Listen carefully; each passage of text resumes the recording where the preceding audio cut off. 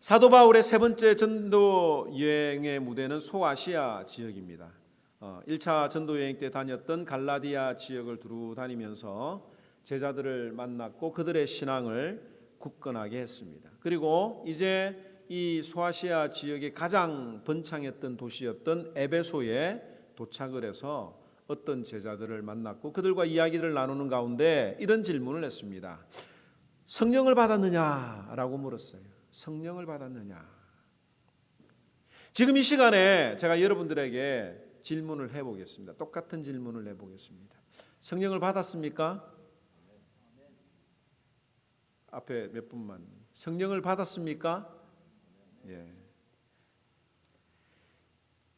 성령을 받았습니까? 라고 하는 이 질문을 하면 어떤 분들은 마음이 불편합니다. 왜 불편하냐면 예수 그리스도의 십자가에 대한 확실한 신앙은 있기 때문에 구원받았다라고 하는 사실은 내가 믿지만 늘 나의 신앙 행동은 부족하다고 느껴지기 때문에 과연 내가 성령 받은 사람인가? 내 마음속에 성령님이 계신가? 라고 하는 어떤 그런 질문들을 또 고민들을 하게 됩니다. 그런데 이것은 성령에 대한 바른 이해를 우리가 가지고 있지 않아서 자신 있게 대답을 할 수 없는 거예요. 오늘 이 에베소에 있는 제자들도 자기들은 성령이 계심을 듣지도 못했다고 이야기를 합니다. 그들이 알고 있는 건 세례 요한의 세례만 알고 있을 뿐이지 성령이 무엇인지 모른다고 이야기를 했어요. 우리는 이 세례 성령에 대해서 생각을 할 때에 몇 가지를 우리가 구별해서 생각을 해야 합니다. 여러분들 불세례와 물세례가 있습니다. 물세례와 불세례가 있습니다. 제가 아이들한테 세례 공부를 시킬 때 꼭 확인을 하는 내용입니다.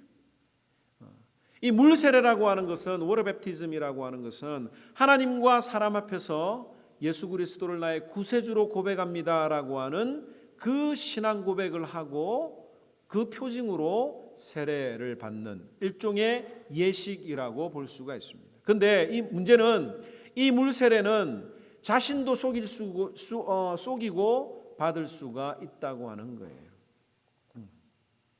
물세례는 구원의 요소가 될 수가 없습니다. 그러니까 물세례를 받는다고 해서 꼭 구원받는다고 100% 일치된다고는 말할 수가 없습니다. 물세례를 받아도 구원받지 않는 사람이 있을 수가 있습니다. 반면에 이 불세례는 뭐라고 부르느냐면 다른 말로 성령 세례라고 그러는 거예요. 오늘 어떤 에베소에서 만난 어떤 제자들이 말하는 그 세례는 요한의 세례는 물세례고 불세례, 성령 세례라고 하는데 이 성령 세례는 뭐냐? 불세례는 뭐냐? 예수님을 인격적으로 만나서 완전히 거듭나는 것을 말하는 겁니다. 그래서 성령 세례는 구원의 확실한 요소예요.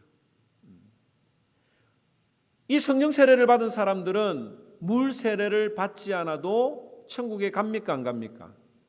가는 거예요. 그러니까 불 세례를 받은 사람은 100% 구원받은 사람이에요. 우리가 이것에 대한 확실한 개념을 가지고 있어야 합니다. 또 하나 우리가 생각해야 될 건 뭐냐면 물 세례는 우리가 언제 받았는지 알아요.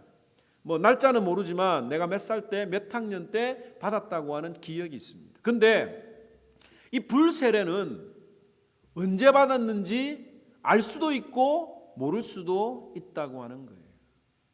내가 불세례를 받을 때 예수님을 만날 때 예수님이 믿어질 때 그때 강력한 임재가 임해서 방언을 한다든지 눈물을 흘린다든지 통곡을 한다든지 나의 모든 죄가 그 필름처럼 쫙 돌아간다든지 이런 어떤 현상과 함께 나타나게 되면 내가 그때 예수님을 만났습니다라고 분명하게 이야기할 수가 있습니다. 그런데 어릴 때부터 신앙교육을 쭉 받고 자란 사람들은 나도 모르게 언제 예수님을 확실하게 믿게 됐는지 모를 수가 있는 거예요. 그래서 이 구원파들은 이런 부분들을 이용을 해가지고 물어봅니다. 언제 세례를 받았습니까? 언제 성령님을 만났습니까? 언제 구원을 받았습니까? 라고 물어봅니다. 날짜를 대보라고 그래요. 여러분들 그런 분들 만나보신 분 계세요? 언제 구원받았는지 날짜를 물어보는 사람들은 다 구원파입니다. 저도 대학생 때 이런 질문을 받고 내가 언제 구원을 받았지? 라고 하는 의심을 잠깐 한 적이 있었습니다. 왜 그러냐면 예수는 분명히 믿는데 성령의 능력이 확실하게 나타난 적이 없기 때문이에요. 다시 말씀드리지만 이 성령 세례는 강력한 능력이 그 순간에 동반되기도 하지만 그렇지 않은 경우들도 있다고 하는 점이에요. 그러면 왜 우리가 이 성령 세례에 성령을 받았습니까? 라고 물어볼 때 우리가 대답하기를 주저하고 마음이 불편하냐면 이 성령 충만이라고 하는 것과 따로 구별을 해서 생각을 해야 합니다. 성령 세례는 불세례는 이례적인 거예요. 한 번만 일어납니다. 불세례 받으십시오. 어떤 목사님들이 강단에서 부흥사들이 불세례를 받으십시오 이런 이야기를 하면 그건 잘못된 표현이에요. 불세례는 평생에 한 번만 받는 겁니다. 주님이 나를 불러주시고 성령을 통해서 예수님이 나의 구세주인 것을 고백하는 순간 우리는 성령을 받은 거예요. 아니, 성령을 받았기 때문에 우리가 그런 고백을 할 수가 있는 것입니다. 주님이 나를 구원해 주시기로 작정하시면 그것으로 끝이에요. 우리가 어떤 삶을 살아도, 우리가 개떡같이 살아도 다시 성령 세례를 받을 필요는 없습니다. 왜? 하나님이 한번 정하신 사람의 구원은 절대로 우리의 행위에 따라 바뀌지가 않습니다. 여러분들의 마음속에 내가 집사가 돼서 기도도 안 하고 예배도 잘 빠지고 말씀도 잘 안 읽고 이래가지고 마음이 불편하신 분들이 있습니까? 불편하는 건 당연하죠. 그런데 내가 이래가지고 천국 가겠나? 라고 하는 어떤 생각까지는 나가지 마시기 바랍니다. 그런데 이 성령 충만이라고 하는 것은 이례적으로 끝나는 게 아니에요. 우리가 늘 간구하고 기도하고 소망하는 것은 뭐냐면 이 성령님이 늘 내 마음속에 임재하고 성령님이 나와 함께 하시는 것을 느끼며 살아가는 것이 그것이 바로 성령 충만인 것입니다. 그래서 이 성령 충만은 한 번 이루어지는 것이 아니라 주님 오실 때까지 계속 우리가 주님과 함께 만나면서 살아갈 수가 있는 겁니다. 바로 우리가 고민하는 문제는 이 성령 충만에 관한 문제예요. 이 성령 충만은 내 행위에 따라서 달라질 수가 있습니다. 내가 주님을 섬기고 잘 섬기고 주님의 말씀 앞에 순종하고 기도하면 그 성령님이 내 마음속에 들어와 자리를 잡고 계시는 거예요. 그런데 내가 기도하지 않고 하나님의 말씀을 가까이 하지 않으면, 죄를 지으면 성령님이 우리를 보고 근심하고 성령님이 우리를 떠나십니다. 에베소서 4장 30절에 보면 하나님의 성령을 근심하게 하지 말라라고 이야기를 하고 있어요. 우리가 주님을 떠난 삶을 살아가면 성령님이 근심하고 계신다라고 하는 거예요.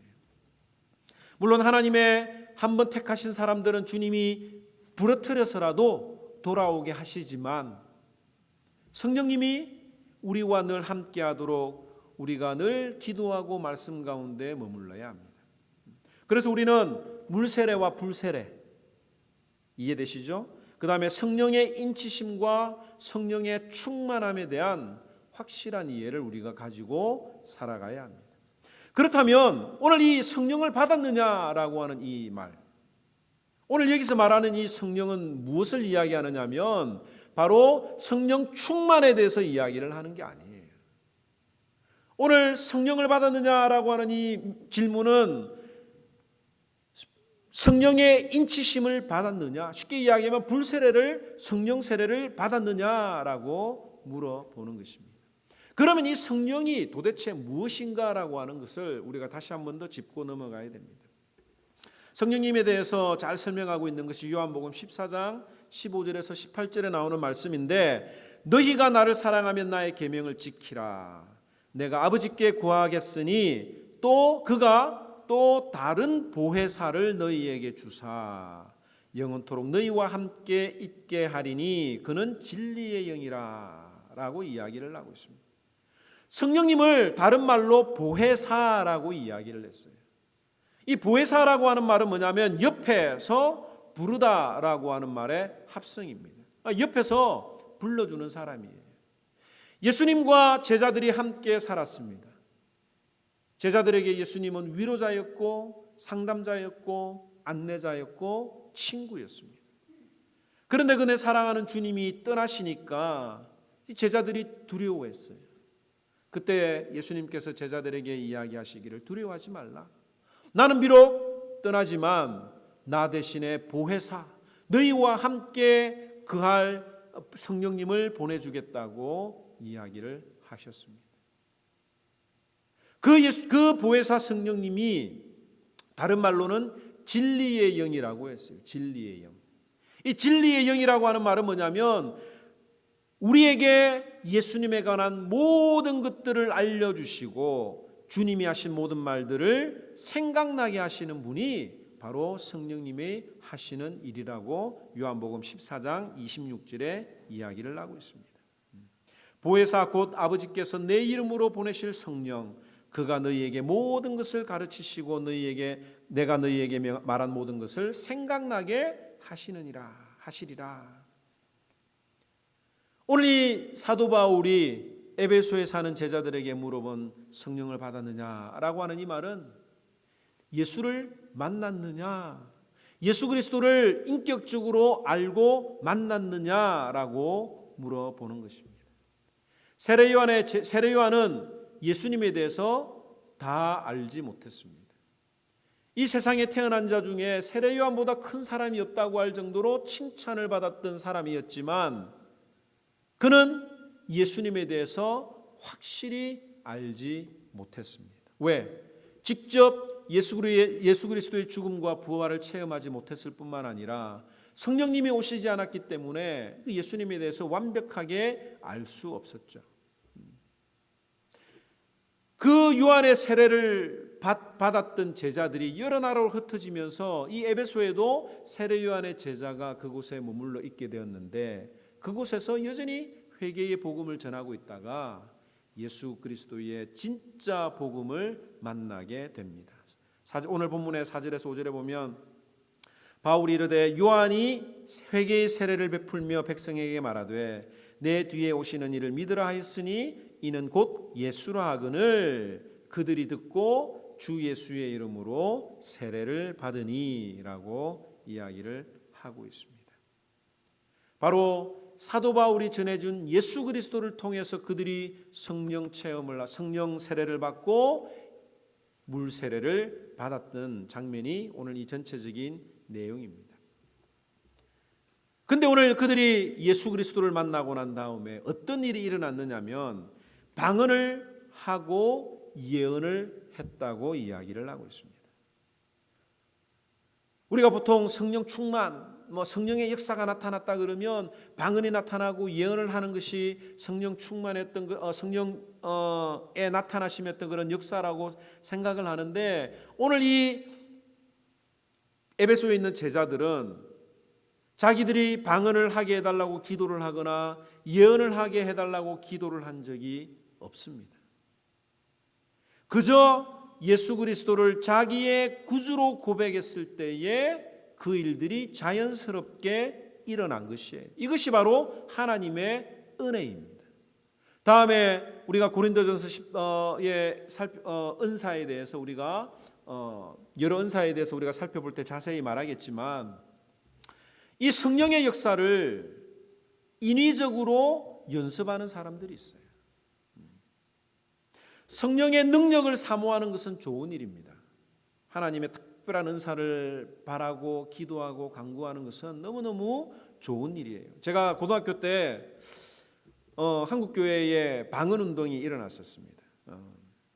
그래서 오늘 이 본문처럼 방언을 받아야 성령을 받은 것 같고 또 많은 사람들이 방언을 하지 못하면 구원을 받지 못한 것이라고 생각을 했던 사람들이 많았습니다. 그래서 저도 이 성령의 능력을 체험하고 싶어서 대학교 1학년 때 친구와 밤에 마산에 가면 무악산이라는 데가 있어요. 이 무악산에 보면 그 십자가 바위가 있는데, 그 십자가 바위가 뭐냐면 여러분들 주기철 목사님 아시죠? 주기철 목사님이 그곳에서 기도하다가 이 벼락이 쳐서 바위가 쫙 십자가 모양으로 갈라졌다고 해가지고 이 십자가 바위가 있습니다.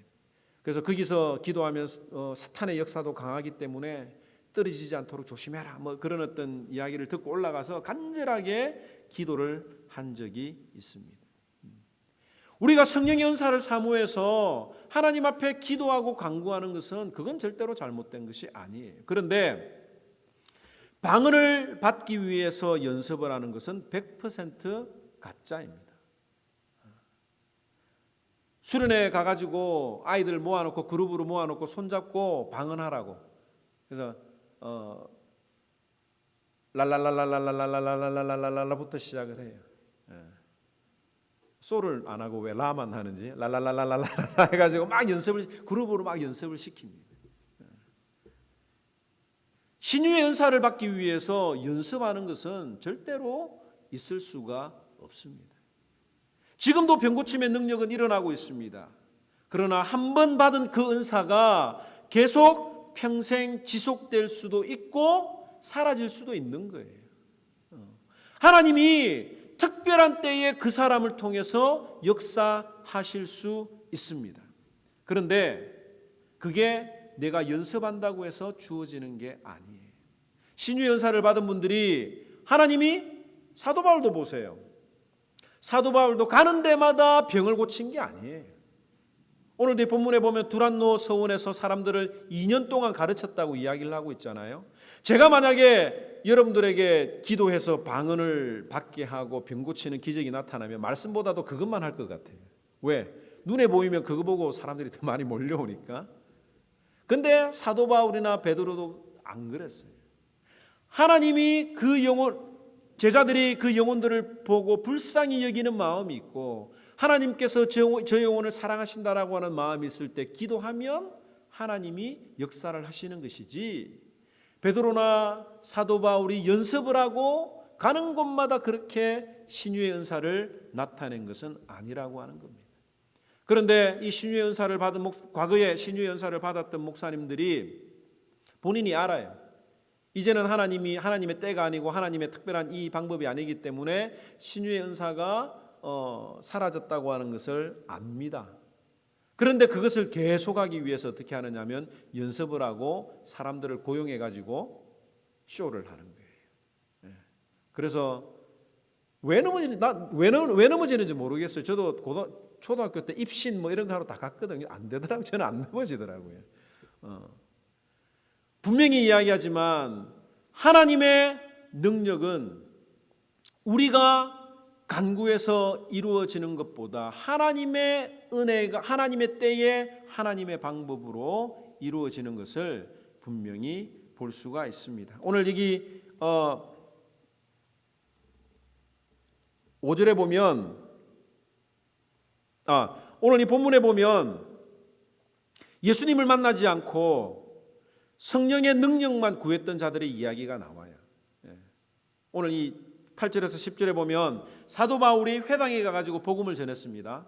그 회당에 가서 복음을 전했는데 어떤 사람들이 마음이 굳어서 순종하지 않았습니다. 그래서 따로 사람들을 세워서 두란노라고 하는 곳에서 말씀을 전했습니다. 그리고 2년 동안 꾸준하게 말씀을 가르치니까 아시아에 있는 유대인이나 헬라인들이 다 사도 바울의 말씀을 들었다고 이야기를 합니다. 만약 사도 바울에게 기도하면 방언도 하게 하고 병도 고칠 수 있는 능력이 있다고 하면 말씀보다도 그 능력을 행하는 것이 훨씬 더 복음 전하는데 좋지 않겠습니까? 그런데 이 성령의 능력이 나타나는 주체는 바로 하나님이십니다. 11절 다 같이 한번 읽어봅시다. 11절 시작. 하나님이 바울의 손으로 놀라운 능력을 행하게 하시니. 사도 바울은 당연히 성령 충만한 삶을 살았습니다. 그리고 하나님께서는 성령으로 충만했던, 하나님의 말씀으로 순종했던 그 사도 바울의 손을 통해서 하나님의 놀라운 능력을 행하게 하신 것이에요. 하나님이 하신 거예요. 사도 바울의 손을 통해서. 하나님이 어떤 일을 했습니까? 12절에 보면 심지어 사람들이 바울의 몸에서 손수건이나 앞치마를 가져다가 병든 사람에게 얹으면 그 병이 떠나고 악귀도 나가더라. 사도 바울에게 있어서 그런 능력이 있었던 게 전혀 아닙니다. 하나님이 하신 거예요. 그렇게 해서라도 사도 바울이 닦았던 그 수건으로, 냄새나는 그 수건이라도 내 몸에 얹으면 하나님이 나를 살려주실 것이다 라고 하는 어떤 그런 간절한 그 하나님의 능력을 사모했던 그들에게 하나님이 은혜를 베풀어 주신 것이지, 사도 바울의 그 앞치마와 수건이 어떤 능력이 있는 게 아니라고 하는 것을 알아야 합니다. 그런데 그때에 막 돌아다니면서 마술을 하는 유대인들이 있었습니다. 이 사람들은 율법책을 제가 어느 분에게 들었는데, 유대교 안에 랍비들이 보는 어떤 특별한 어떤 그 마법서 같은 게 있다고 해요. 주문을 외워서 병을 고치게 하는, 그것은 일반인들에게 절대로 공개가 되지 않고 그 랍비들만 가지고 있는데, 그분이 그것을 하나 가지고 있다고 하는 이야기를 제가 들은 적이 있습니다. 한번 제가 보자고 이야기를 한번 해야 될 것 같은데, 실제로 그 책이 있고 그 책을 가지고 귀신을 쫓아내고 병 고치는 그런 어떤 주문서 같은 게 있었습니다. 그런데 그들이 시험 삼아서 악귀 들린 자들에게 사도 바울이 전하는 예수 그리스도를 의지해서 기적을 베풀려고 했어요. 그러니까 자기가 예수님을 믿은 게 아니라 사도 바울이 전파하는 예수를 의지해서 이름만 도용한 거예요. 예수님을 믿지 않는데 이름만 도용해서 그 일을 했습니다. 그런데 그 중에 한 사람의 어떤 그런 일화가 나오는데, 유대의 한 제사장 스게와라는 사람이 있었습니다. 그런데 이 제사장의 목록에 보면 스게와라고 하는 사람의 이름이 안 나와 있어요. 그렇다고 볼 때 이 사람은 제사장의 이름을 사칭했던 것으로 성경학자들은 생각을 합니다. 그런데 이 스게와에게 7 아들이 있었는데, 이 7 아들들이 한 귀신 들린 자를 붙들고 예수도 믿지 않으면서 예수의 이름으로 귀신을 쫓아내려고 했어요. 그랬더니 이 악귀가 대답하기를, 내가 예수도 알고 바울도 아는데 너희들은 도대체 누구냐라고 말을 하면서 오히려 그들에게 뛰어올라서 눌려버렸습니다. 여러분들, 남자 7이 한 사람 그래도 아무리 약골이라도 할 수 있잖아요.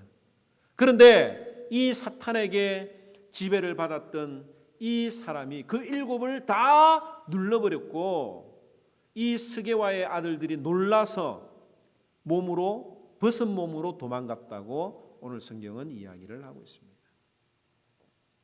오늘날에 물리적으로 이런 일이 일어나는 것은 아닙니다만, 이런 일들이 우리에게 비일비재하게 일어나고 있습니다.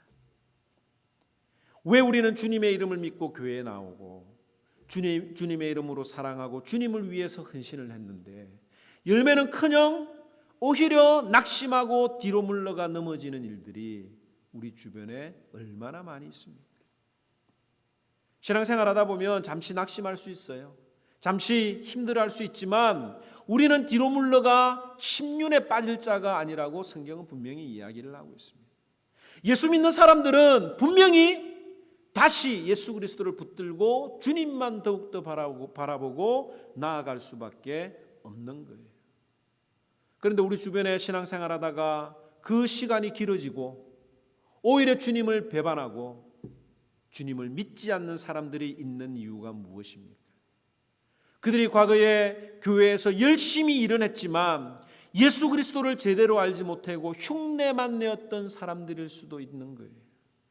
십자가의 의미와 그 사랑을 제대로 깨닫지 못한 사람들, 주님만 바라보지 않고 사람을 의식하며 자기 만족을 위해서 신앙생활했던 분들은 늘 사탄의 밥이 되고 공격의 대상이 될 수가 있습니다. 그러므로 우리는 주님의 일을 하기 전에 신앙생활하기 전에 먼저 살아계신 예수 그리스도를 인격적으로 만나야 합니다. 그래야 넘어져도 실망해도 주님의 은혜로 다시 회복될 수가 있는 거예요. 아직 우리들 가운데 예수 그리스도를 인격적으로 만나지 못한 분들이 있습니까? 이런 분들은 혹 제가 모르고 여러분들에게 어떤 일을 맡길 때 좀 기다려 주십시오라고 이야기를 하시면 되는 거예요. 이 스게와의 일이 에베소에 사는 유대인들과 헬라인들에게 다 알려졌습니다. 그리고 그들의 반응은 어떤 반응이었느냐면, 와, 저 스게와의 아들들이 예수님의 이름을 빙자해서 마법을 하려고 하다가 오히려 사탄에게 당했다라고 하는 이 소문이 쫙 퍼져버렸습니다.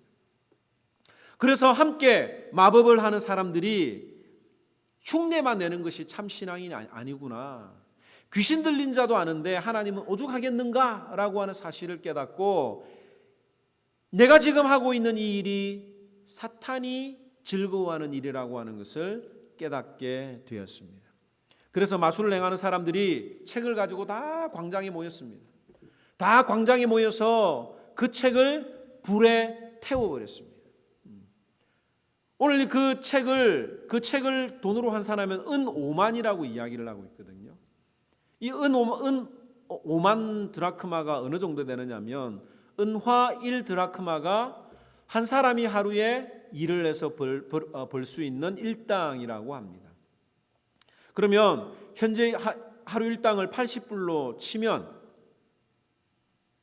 1년 동안 쉬지 않고 한 사람이 일을 해도 137년을 일해야 벌 수 있는 금액이 은 5만 드라크마예요. 하루 일당 80불로 치면 40억이 넘는 금액입니다. 에베소에 있는 마술사들이 자기가 가지고 있는 마법 책값이 40억이면 그 마법사에게 그동안 현혹되어서 쏟아 부은 금액을 합친다면 천문학적인 금액이 되고 말 것입니다. 아직도 점 보는 사람들이 많아요. 아직도 무당에게 구슬하고 그 시장 규모가 엄청나다라고 하는 이야기를 오늘날에도 우리가 듣고 있는 것을 생각을 하면 충분히 가능한 일이라고 봅니다. 하나님의 놀라운 역사를 체험한, 성령 하나님의 놀라운 역사를 직접 목격한 에베소의 마술사들은 자신들에게 돈벌이가 되어주던 그 마법책을 들고 나와서 불에 태워버렸습니다. 이 은 5만 드라크마가 우리에게 어떤 의미가 있는가? 혹 우리들 중에 위대하신 하나님보다 은 5만 드라크마에 관심이 더 많은 분들이 있습니까? 옛날 말에 집착을 하면 눈과 귀를 잃는다는 말이 있습니다. 이 집착이라고 하는 건 어느 하나의 마음이 계속 쏠려서 거기에 매달리는 거예요. 목사가 예배당 건축과 교인 수가 늘어나고 헌금이 많아지는 것에 집착을 하게 되면 눈과 귀가 어두워져서 하나님을 잃어버리고 맙니다. 부모가 자녀의 성공에만 집착을 하게 되면 눈과 귀가 어두워져서 아이의 참 행복에 대해서는 전혀 관심을 갖지 못합니다. 그러다가 나중에 자녀를 잃어버리면 그제서야 자녀의 소중함을 깨닫게 되는 거예요. 우리가 돈 버는 것에 집착을 하게 되면 왜 돈을 벌어야 되는지에 대해서 잊어버립니다. 돈을 벌기 위해서 밤낮으로 고생을 했는데 이제 좀 편하게 살려고 했더니 건강을 잃어버려서 그 모아두었던 돈이 다 병원비로 날아가고 건강도 제대로 회복하지 못하는 일들을 우리 주변에서 우리가 얼마나 많이 보게 됩니까? 에베소에 살았던 이 마법사들은 그 하나님의 성령의 놀라운 역사를 바라보았을 때 그동안 그들이 붙들고 살았던 것이 다 거짓말이었다라고 하는 사실을 깨달았고 아까워하지 아니하고 그것을 광장에 가지고 나와서 불에 태워버리는 결단력으로 그들의 신앙이 그들이 하나님 앞에 돌아가려고 했던 것입니다. 여러분들에게 다시 한 번 더 질문을 하겠습니다. 여러분들은 성령을 받았습니까? 설교를 했는데도 대답이 성령을 받았습니까? 받았습니다. 그 증거가 뭐냐? 내가 성령을 받은 증거가 뭐냐? 하나님의 말씀인 성경이 믿어지고 천국과 지옥이 있음을 알고 예수 그리스도로 구원받고 천국에 간다라고 하는 것을 믿는 것이 바로 내가 성령을 받은 증거라고 하는 거예요. 성령이 없으면 하나님을 아버지라고 할 수가 없습니다. 주님께 예배하고 자신의 것을 아끼지 않고 하나님께 드리는 것이 바로 내가 성령 받은 증거예요. 하나님의 말씀 앞에서 하나님의 말씀을 들을 때에 더욱더 하나님의 말씀과 가까이 살려고 자꾸 내 영혼과 내 마음과 싸우는 그것이 바로 성령 받은 증거입니다. 그리고 우리는 이것에 안주하지 않고 그 성령님이 늘 내 마음속에 계시고 그 성령의 능력이 내 삶을 통해서 나타나도록 경건을 갈망해야 합니다. 20절 다 같이 한번 읽어볼까요? 20절 시작. 이와 같이 주의 말씀이 힘이 있어 흥왕하여 세력을 얻으니라. 여러분들 주님의 말씀은 힘이 있습니다. 주님의 말씀을 붙들고 하나님 앞에 기도하면 하나님이 진짜 응답을 해주세요. 정말 숱하게 많은 어떤 그런 간증들이 있어서 기억을 하지 못하지만 제가 지금까지 수련회를 수십 번 참석을 하고 수십 번 준비를 하면서도 단 한 번도 비 때문에 아이들이 실망을 한 적은 없습니다. 폭우가 쏟아지는데 밖에서 야외 활동하라는 그 시간에는 하나님이 비를 거두어 주시고 3년 전인가 우리 애쉬빌에 있는 그 캠프장에 처음 수련회를 간 적이 있습니다. 밖에서 액티비티를 할 때 너무 날씨가 좋았습니다. 그런데 저녁 집회를 하는데 갑자기 소나기가 막 쏟아지는 거예요. 그래서 저녁에 캠프파이어를 못하겠다라고 생각을 하고 못할지도 모르겠다고 생각을 하고 그래도 그 스텝이 그 캠프파이어 나무를 갖다 놓을까요? 라고 이야기를 해서 갖다 놓고 혹시 모르니까 비닐만 좀 씌워놔 달라고 이야기를 했습니다.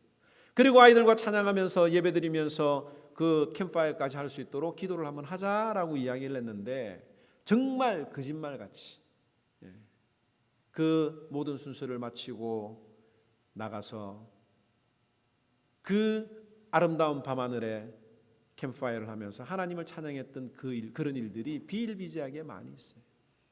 최근에 제가 하나님께서 저에게 기도 제목을 주시는 게 뭐냐면 전도 대상자들이 좀 더 많았으면 좋겠다. 자꾸 누군가를 만나고 전도를 해야 되겠다라고 하는 그런 마음들이 자꾸 하나님이 저에게 그런 마음을 주셔서 기도를 했습니다. 기도를 했는데 아니나 다를까 하나님이 그분 오랫동안 생각하고 마음으로만 생각했던 그분을 어제 오후에 만나게 하시고 또 접촉할 수 있는 그런 길들을 하나님이 열어주시는 거예요. 여러분들이 예수 그리스도의 말씀을 분명히 믿고 그 말씀이 내 삶에서 체험되기를 원한다면 하나님 앞에 기도하고 여러분들이 모험을 해보시기 바랍니다. 가만 앉아 있으면 안 되는 거예요. 여러분들의 마음속에 성령 하나님이 함께하고 계심을 날마다 기억하고 그 말씀 앞에 작은 것 하나라도 순종하면서 달려가려고 하면 하나님이 역사를 하십니다. 때로는 우리들의 눈에 은오만이라고 하는 예수 그리스도보다도 더 귀하게 보이는 것들이 우리의 눈과 귀를 가릴지 몰라도 예수 그리스도를 바라보면 그 은오만이 아무것도 아님을 우리가 분명히 아는 것처럼 이 세상 어떤 것들보다 예수 그리스도를 기뻐하고 이 땅에 오신 예수 그리스도를 송축하고 즐거워하는 그래서 기대하고 기다리는 소망하는 크리스마스 성탄 찬양 예배가 되도록 한 주간 아이들에게 말씀을 가르치고 기도로 준비하는 저와 여러분들이 되기를 주님의 이름으로 축원합니다. 우리 시간에 이 찬양 부르고 하나님 앞에 한번 기도하도록 하겠습니다.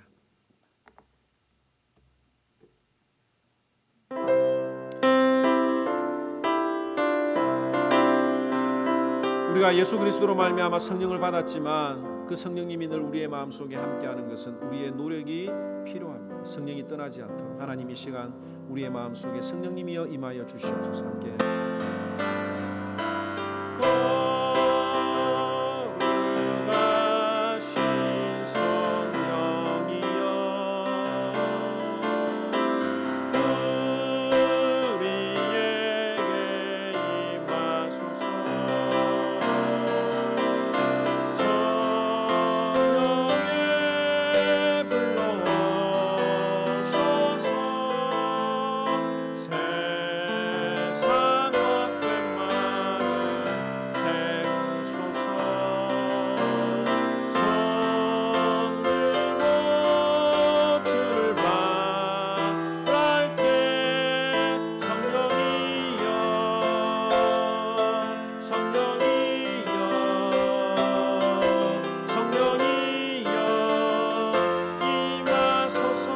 다시 한 번 더 고백합니다.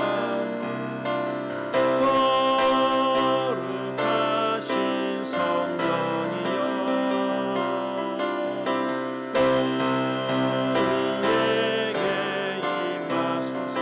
성령의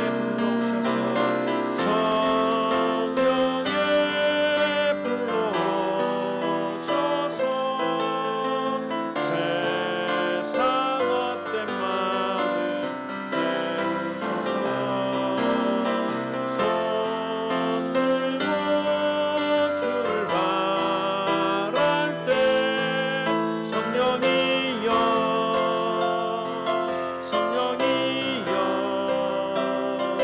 성령이여 임하소서.